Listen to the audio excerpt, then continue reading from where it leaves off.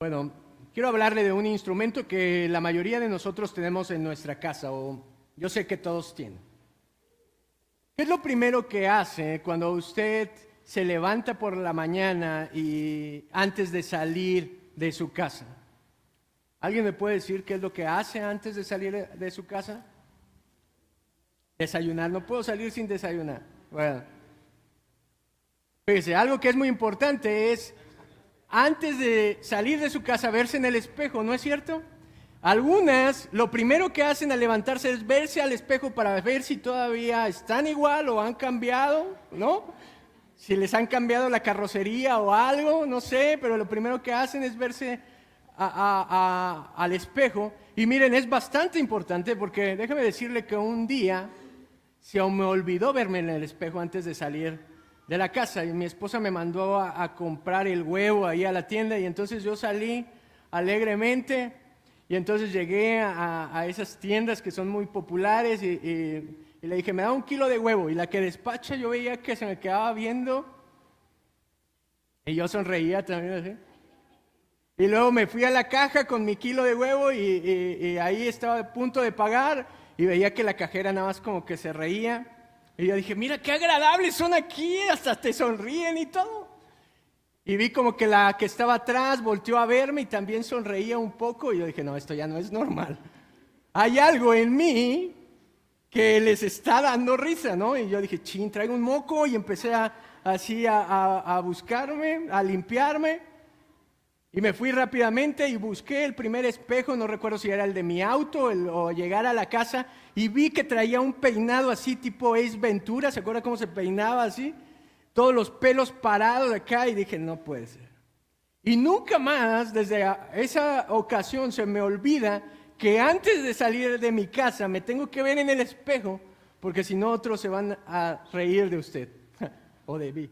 Y fíjese, esa es la importancia de que nosotros podamos vernos en el espejo. Y ese es el tema que precisamente compara Santiago con el hecho de que nosotros, la palabra de Dios es para nosotros un espejo en el cual podemos ver nuestra vida. Y así como le dije que en lo natural es muy importante, imagínese qué tan importante es en lo espiritual. ¿Se fija si todo fuera subjetivo? Si Dios dijera, bueno, entonces ser cristiano es haz lo que quieras. Todos andaríamos todos mal vestidos, mal peinados, pero fíjese, Dios en su sabiduría nos dejó la palabra como una directriz para nuestra vida, como un espejo para nosotros podernos ver cara a cara y poder ver lo que hay mal en nuestra vida y lo que tenemos que corregir. ¿No le da gracias a Dios por eso? Acompáñeme por favor a Santiago capítulo 1. Versículo 22. Y miren lo que la Escritura tiene que decir.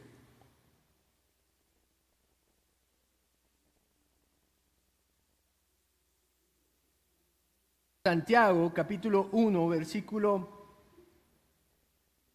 22.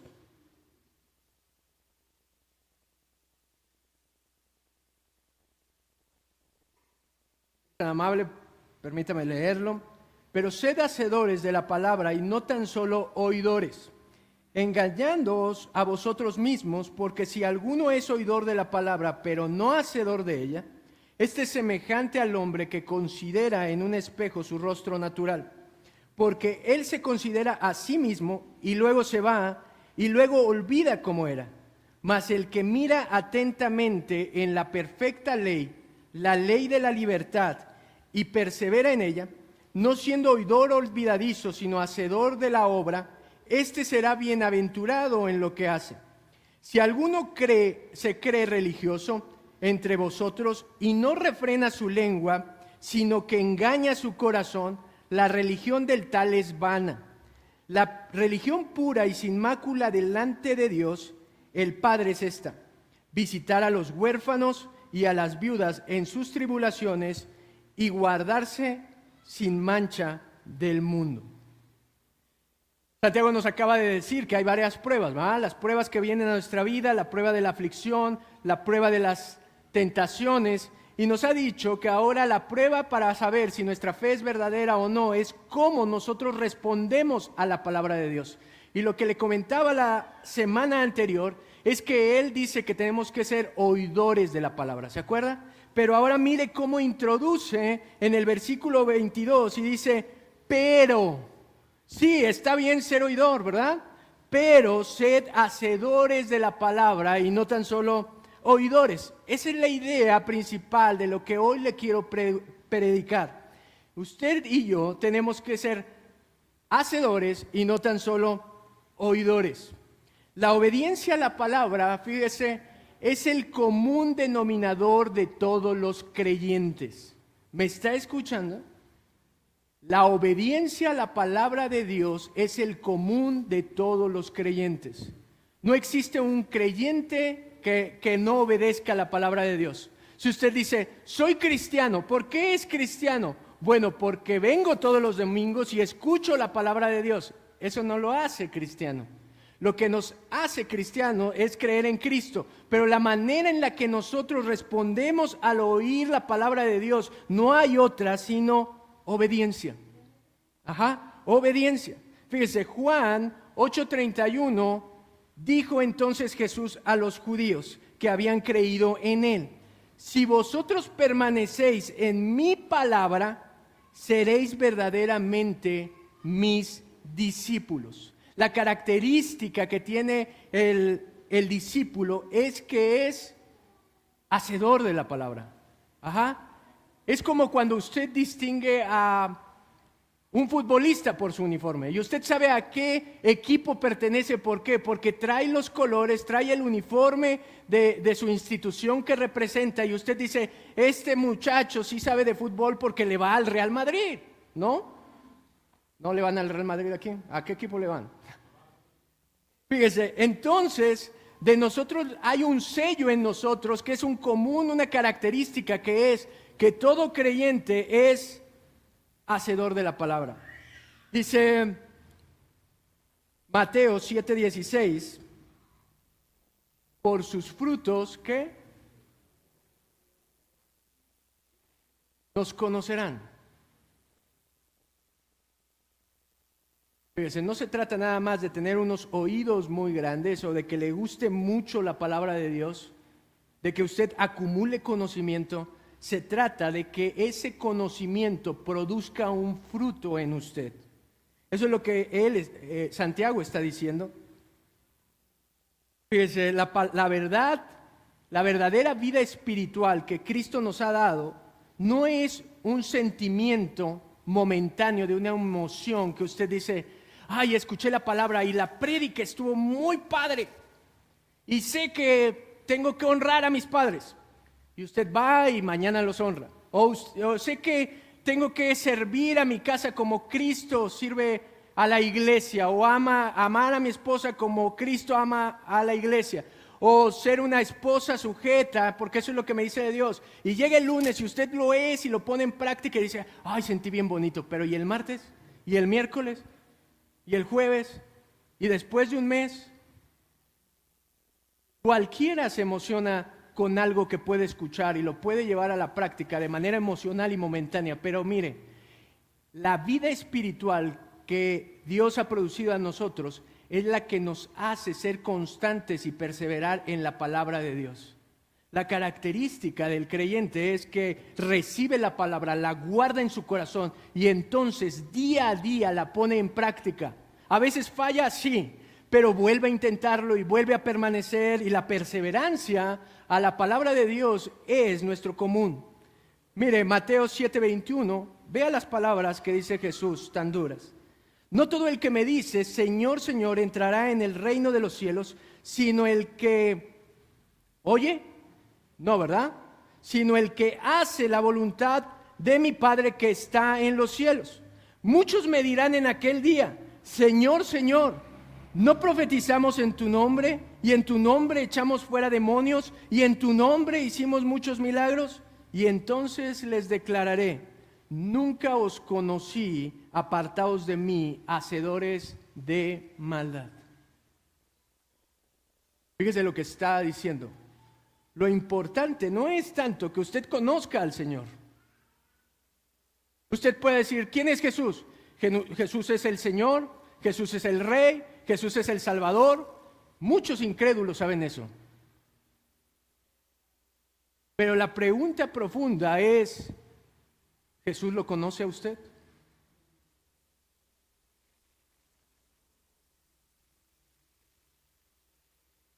Cuando Jesús ve su vida, ¿Jesús lo conoce, lo reconoce como un discípulo? Mire cómo dice, no todo el que me llama Señor, Señor, entrará en el reino de los cielos, sino el que hace la voluntad de mi Padre. El que responde con obediencia a la palabra de Dios, ese es el que es mi discípulo. Y mire, fíjese cómo le decían, pero Señor, ¿cómo no nos vas a conocer? Si en tu nombre, y empiezan a sacar una lista de cosas superficiales. Y cosas que a lo mejor para la gente son muy espirituales. Profetizamos en tu nombre. Ve cuántos dones, tengo el don. Yo una vez estuve en una reunión donde empezamos a platicar, eran varios cristianos, y entonces eran de varias denominaciones, y entonces empezaron a decir, bueno, es que yo tengo el don de tal cosa, es que yo tengo el tal don de quién sabe qué. Le prometo que la escuela de Harry Potter se quedaba corta. Ahí estaban todos los magos, hechiceros y no sé qué, y cuando me dijeron así de, ¿y tú qué don tienes? No, pues nada, tengo una Biblia. Y mire, eso es lo que está diciendo aquí. Ellos traían todo lo que habían hecho, profetizamos, echamos fuera demonios, hicimos muchos milagros, no pocos, hicieron muchos milagros. Y él no dice que la vida espiritual o ser muy espiritual se caracteriza porque usted haga muchas cosas de estas. ¿Se fija? La vida espiritual no se caracteriza porque usted sea un profeta, que usted eche fuera demonios, que usted haga milagros. La característica de la vida espiritual es que usted obedezca a la palabra de Dios. Y fíjese cómo le dice, nunca os conocí, apartaos de mí, hacedores de ¿qué? De maldad. Gente que vive como si no tuviera una ley. Eso es lo que está diciendo Jesús. Gente que vive como si no tuviera un estándar, unos principios. ¿Sabe que los cristianos nos movemos por principios? ¿Y los principios dónde los encontramos? En la palabra de Dios. Mire, la persona que escucha o que sabe mucho y no hace, simplemente se engaña. Eso es lo que Santiago está diciendo. Sed hacedores y no tan solo oidores, engañándose a sí mismo. La persona que viene y escucha y aprende y viene y sabe del Antiguo Testamento y sabe de hermenéutica o hasta puede hablar griego y hebreo, pero si eso no transforma su vida y no lo vive, se engaña a sí mismo, pierde el tiempo. Miren, primera de Juan 2:4 dice, yo le conozco y no guarda sus mandamientos, el tal es un mentiroso y la verdad no está en él. El que dice, yo amo al Señor, pero no guarda su palabra, no hace su palabra, dice Juan que es un mentiroso. Mire, ¿cómo usted puede saber que no es un oyente engañado? O engañado por sí mismo, pues. ¿Cómo usted sabe que no está engañado pensando que usted es un creyente? Santiago, y es lo que vamos a aprender hoy, nos da 3 pruebas de que está haciendo la palabra de Dios. El creyente prueba su fe haciendo la palabra de 3 maneras. Número 1, sin engaño. Número 2, sin egoísmo. Y número 3, sin contaminación. Acompáñeme a verla en el texto. Quiero que lo vea ahí. El versículo 23 de Primera de Santiago dice, porque si alguno es oidor de la palabra, pero no hacedor de ella, este es semejante al hombre que considera en un espejo su rostro natural, porque él se considera a sí mismo y se va y luego olvida cómo era. Cualquier respuesta a la palabra de Dios que no sea obediencia es autoengaño. ¿Me escuchó? Fuerte, ¿no?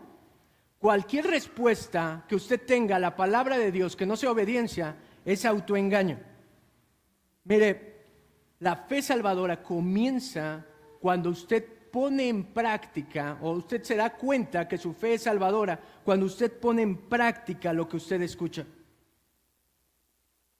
La religión superficial que solo se concreta a adquirir conocimiento, a realizar ciertas actividades sin llevarlo a la práctica, es el cultivo perfecto para el autoengaño. Le voy a explicar por qué. Cuando usted viene a la iglesia, se siente bien, ¿no es cierto? Muchos de nosotros asociamos, estoy cumpliendo con Dios porque vengo y me presento los domingos a la iglesia. Estoy cumpliendo con Dios porque vengo y le canto y alzo mis manos. Es más, hasta ofrenda doy. No, a veces pensamos así, no, ese ya es el extra, o sea, hasta ofrenda doy. Y eso que acaban de decir, que los pastores no sé qué, ¿no? Fíjese, pertenecer a un sistema religioso donde nuestra vida no es moldeada por la palabra de Dios, donde simplemente es, haz lo que tú quieras, vive tu vida como tú quieras, nadie te puede prohibir nada, nadie te puede decir nada, no permitas que los pastores se metan en tu vida, no permitas que los líderes de la iglesia te hablen de cosas que no te gustan. Es el lugar perfecto para que usted viva toda su vida cristiana engañado. Es el ambiente perfecto para que usted piense que es cristiano y que un día delante del Señor usted diga, Señor, Señor, y Él le diga, ¿quién eres tú? No te conocí, apartado de mí, hacedor de maldad. Porque nunca tu vida fue congruente con tu fe que profesabas. Tremendo, ¿no es cierto? Mire, yo asistí a una iglesia cristiana desde los 7 años. Desde los 7 años me aprendí de memoria las historias de Noé, me gustaba la Biblia, me gustaban las historias de David, como a todos nos han gustado. Me gustaba alguno que otro profeta que podía entender, pero escuche, cuando llegué a la universidad me di cuenta de una cosa, de que mi vida no difería en nada de la de mis compañeros, de que mis anhelos no diferían de nada de los anhelos que tenían mis compañeros, de que mis sueños eran los mismos sueños de ellos, que mis pensamientos eran los mismos pensamientos que ellos tenían, que mis placeres eran los mismos placeres que los inconversos tenían.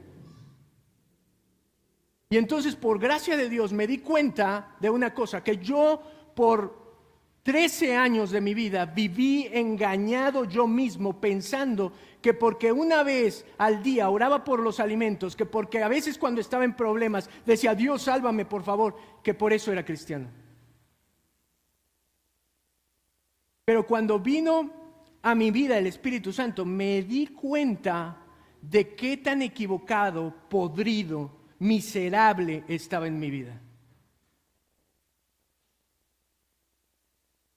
Mire, este primer ámbito que le estoy diciendo de hacer la palabra sin engaño, tiene que ver cómo respondemos a la palabra con nosotros mismos. ¿Se da cuenta? Esto que le estoy diciendo de la primera manera sin engaño, tiene que ver con su relación de la palabra y usted mismo. No de lo que los demás piensan, hacen, con usted mismo. Que usted cuando se presenta la palabra de Dios, usted es sincero y no se engaña, sino deja que el Espíritu Santo a través de la palabra escudriñe su corazón. Que vea sus motivaciones, que vea sus sueños, que vea su conducta. Y usted entonces es totalmente transparente ante Dios. Mire, él lo compara con esto, con la ilustración del espejo. Y dice, la persona que se ve al espejo a sí misma y ve su rostro natural, usted misma tiene que ver su cara, usted misma tiene que ver su corazón a la luz de la palabra de Dios. ¿Sabía que la mayoría de las personas en la iglesia tenemos el síndrome de esta palabra es para el que está al lado?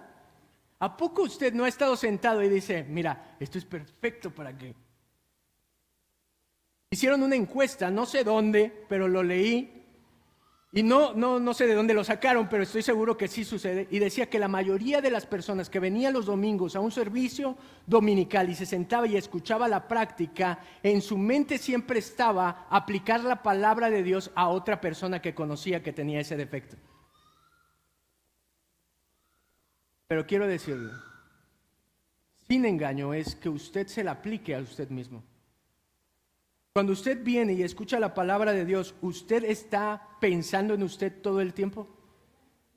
Antes de pensar en cualquier otro, de su esposo, su esposa, su hijo, su pariente, su vecino, su patrón, su empleado, ¿está pensando en usted?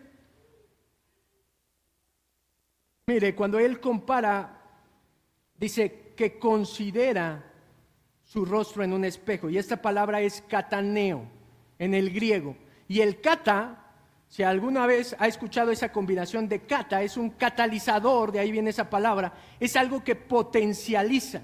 Y entonces lo que Santiago dice es que esta persona percibe o mira cuidadosamente en un espejo.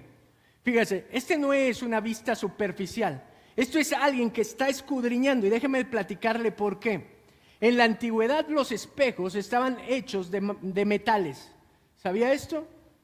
Lo más común es que un espejo estuviera hecho de latón o de bronce pulido. Y entonces ya los más finolis tenían plata u oro, pero no era una imagen como la que hoy tenemos a través de los espejos que hoy conocemos, que se fabricaron hasta el siglo XIV. Eso era un metal, y entonces cuando usted veía el metal, usted tenía que moverlo en ciertos ángulos para poder ver mejor la imagen, porque la imagen no era tan nítida. La imagen era borrosa, y la idea que está dando Santiago es de una persona que agarra el espejo de metal y entonces lo está volteando, lo está mirando cuidadosamente para analizar cuál es el mejor ángulo en el que puede ver su rostro. ¿Sí? Entonces vea cómo esta persona dice, es una persona que ve cuidadosamente, se fija cómo es, pero después ¿qué hace? Se va y se olvida cómo era. Fíjese, esto es absurdo. Es como si yo esa mañana que le platiqué me parara y me viera en el espejo y entonces dijera, mira, traigo unos gallos tremendos que se ve que me acabo de levantar, y de todos modos fuera tan negligente, insensato para salir hacia la calle y decir, no me importa cómo voy. El que es oidor y no hacedor de la palabra es exactamente lo que hace. Agarra, escucha bien, puede entender, pero simplemente se queda en ese ejercicio y se va, y no le importa si la hace o no, sino que se olvida de hacer. Yo le pregunto una cosa, y aquí viene el examen. ¿Cuántos se acuerdan de lo que predicamos la semana anterior? Estuvieron. ¿Cuántos pueden llegar al miércoles y decirle a alguien de qué trató la prédica? ¿Cuántos pueden llegar una semana después y decir de qué trató la prédica? ¿Sabe por qué se nos olvidan tan fácil las prédicas o las palabras? Porque nunca nos escudriñamos a través de ella y nunca, ¿qué? Lo más importante, lo pusimos por obra. Se da cuenta que cuando usted adquiere un conocimiento en lo que se dedique y lo lleva a la práctica, ese conocimiento se refuerza y usted nunca lo olvida. En cambio, cuando usted solamente aprende teoría, usted pasa una semana y usted ya no se acuerda de eso. Lo que nos da el reforzar el conocimiento es la práctica. ¿Sabe por qué somos olvidadizos al escuchar la palabra de Dios? Porque no la ponemos en práctica. Esto es comparado con el hombre que ve su pecado horrible y su miseria y puede ver la misericordia de Dios a un lado y él decide seguir su camino y su voluntad. Esa es la persona que escucha, lee y entiende que hay cosas que están mal en su vida, que Dios le da una nueva oportunidad, le da una nueva vida, que entregue su vida y dice, después, cuando sea grande, cuando de verdad esté ya en el problema, otro día. No hay que ser intensos. Lo más sonso que puede hacer, verse al espejo, ver sus errores y seguir igual. Pero miren, por el contrario, versículo 25 de Primera de Santiago dice: mas el que mira atentamente en la ley, en la perfecta ley, la de la libertad, y persevera en ella, no siendo oidor olvidadizo, sino hacedor de la obra, éste será bienaventurado en lo que hace.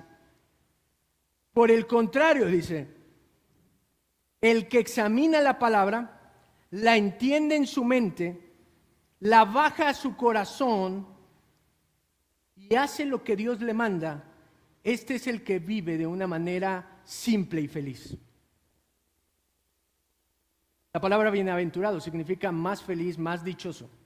Y dice que el hacedor es el que vive más feliz que todos. Mire, no sé si es consciente de cómo el pecado complica nuestra vida.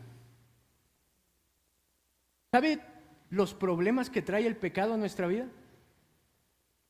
¿Sabe los problemas que trae el egocentrismo?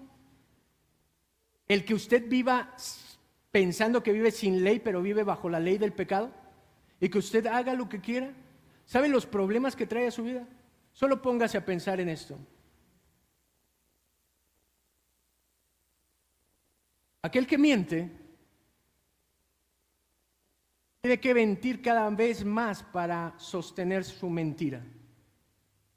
Aquel que engaña a su esposa no solamente tiene que preparar mentiras, sino tiene que corromper el corazón de otras personas para poder llevar a cabo su maldad. ¿Sabe la insatisfacción que trae el pecado? El pecado es como un chocolate que tiene una envoltura atractiva, pero por dentro está podrido. Y mire, los que nos dedicamos a la publicidad, lo que te venden, ¿qué es? Como el mejor chocolate del mundo. Te venden la apariencia, te venden, eso es Satanás y el mundo. El mundo te dice, mira, esto es lo que necesitas, mira, esto es lo que te puedes permitir, mira, esto es lo que te conviene, pero no te dice el costo que eso va a traer a tu vida. Nadie te dice que Satanás está aquí para matar, hurtar y destruir. Nadie te dice que lo que quiere Satanás cuando tú pecas es desgraciar tu vida. ¿No es cierto? ¿Alguna vez usted ha pensado en su pecado y dice, esto me quiere desgraciar la vida? ¿Verdad que no?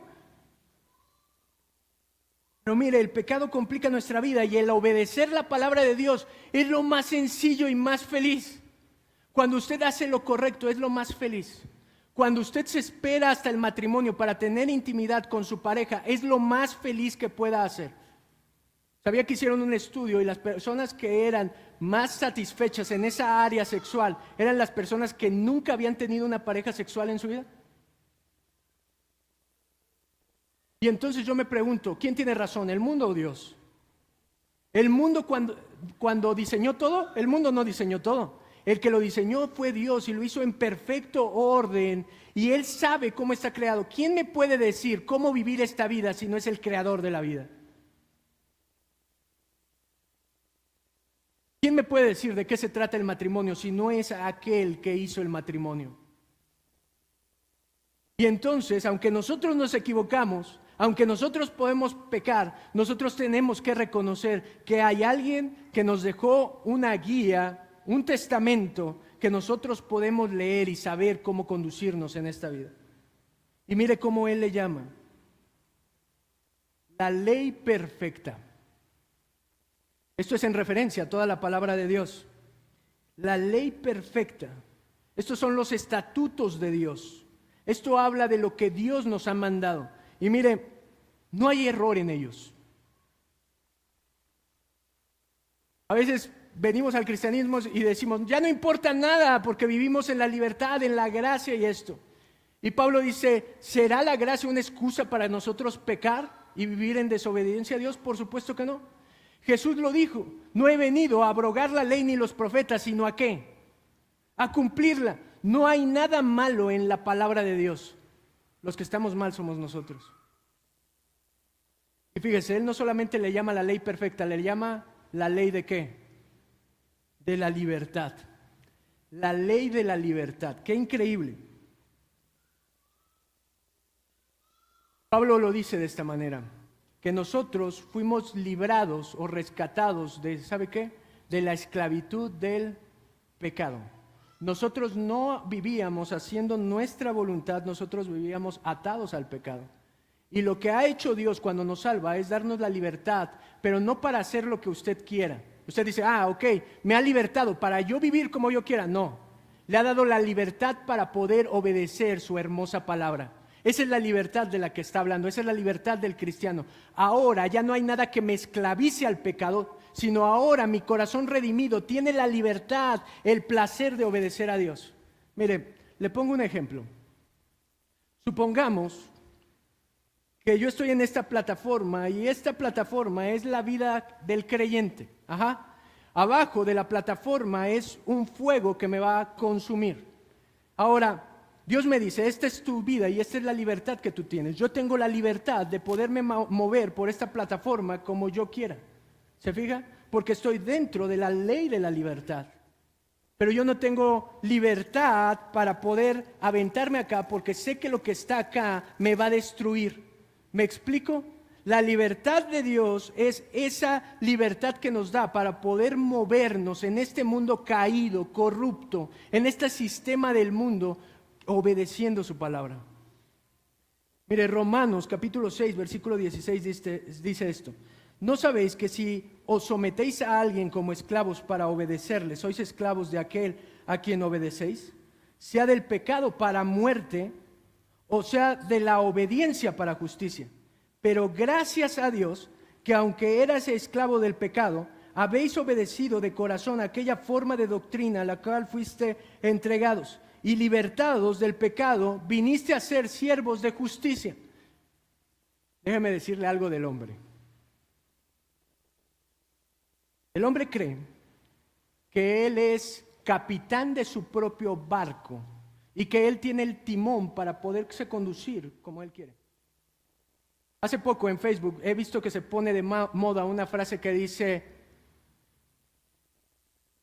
algo así, tu religión no me prohíbe nada a mí, te lo prohíbe a ti, en Facebook. Como diciendo, tú vives bajo unos estándares como la gente piensa del mundo, a ti te prohíbe cosas tu religión, a mí no. No, mi amado, la ley de Dios me libra de mi propia destrucción. Y la misma ley de Dios aplica a ti de alguna manera. Aunque tú en este momento estés en rebeldía, un día te va a aplicar la justicia de Dios. Y miren, la ley me libra, por ejemplo, cuando dice no matarás. La ley me libra cuando me prohíbe robar. La ley me libra cuando me dice no codiciarás la mujer de tu prójimo o nada que tenga tu prójimo. Me está librando del peligro. Es la ley de la libertad, que otros ven como la esclavitud, pero mire, el hombre, yo sé que de esto no se va a olvidar, el hombre está diseñado para someterse a algo. El hombre no es tan libre como usted cree. El hombre se somete siempre a alguien y a algo. ¿Sí me escuchó? ¿Todavía está aquí, despierto? O se somete a su pecado, o se somete a Dios. No hay otra opción. O se somete a Satanás y al reino de Satanás, o se somete a Dios, a su palabra y al reino celestial. El hombre no tiene otra opción. Por eso Pablo dice, mejor vivir en la libertad. Ahora, este es el hombre que vive feliz. Y mire cómo dice, si alguno se cree religioso entre vosotros y no frena su lengua, sino que engaña su corazón, la religión del tal es vana. La religión del tal no sirve. Y esta parte de religioso es un término que se utilizaba para los rituales o las ceremonias o las tradiciones. Y entonces nos está hablando de una religión superficial. Y dice, si alguien se cree religioso por las conductas externas, dice, y no puede refrenar su lengua. Dice que la lengua es el órgano más difícil de controlar. La palabra dice que la lengua tiene el poder de inflamar la rueda de la creación, es decir, de sacar de cauce toda la creación. Y dice, si alguien se cree que es religioso, que tiene una religión buena, pero no logra controlar su lengua, la religión del tal no sirve. Mire, Primera de Samuel, capítulo 15, versículo 22, lo que dice Dios a través del profeta.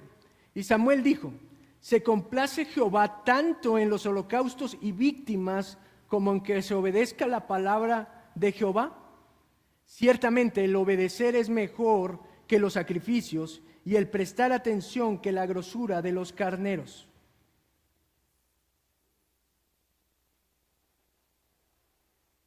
El que usted se congregue todos los domingos, el que usted haga actividades externas como leer su Biblia, no lo hace cristiano.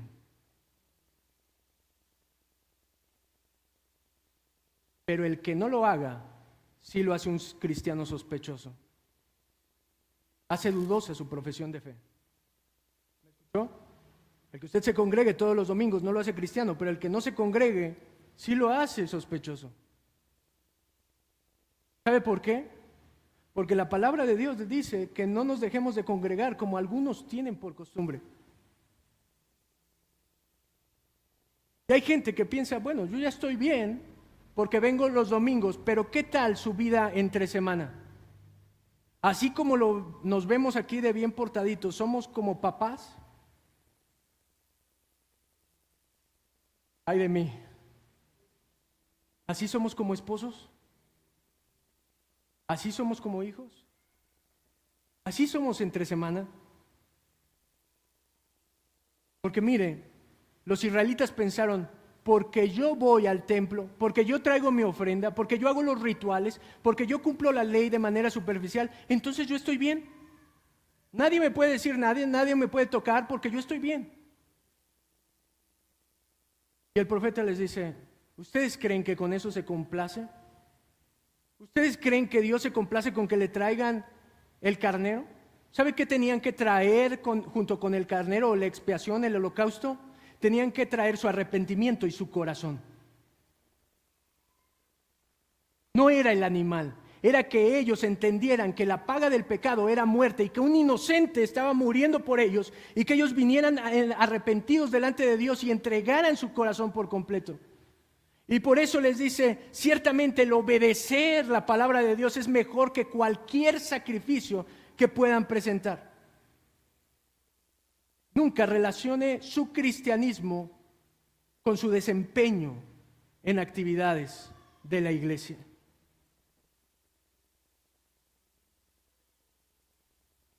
Mire, ya estoy por terminar aquí.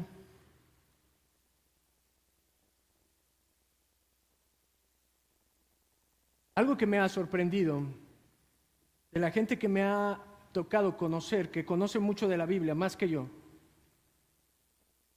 es su carácter. Tengo profesores que son licenciados en lenguas bíblicas, tengo profesores que son maestros en exposición bíblica, doctores en filosofía de teología. Y lo que más me ha sorprendido, el maestro que más admiro, no es por su conocimiento, es la humildad de ese hombre, el carácter de ese hombre. Cuando yo lo escucho enseñar, lo único que puedo ver es la palabra de Dios en su vida. Mucha gente viene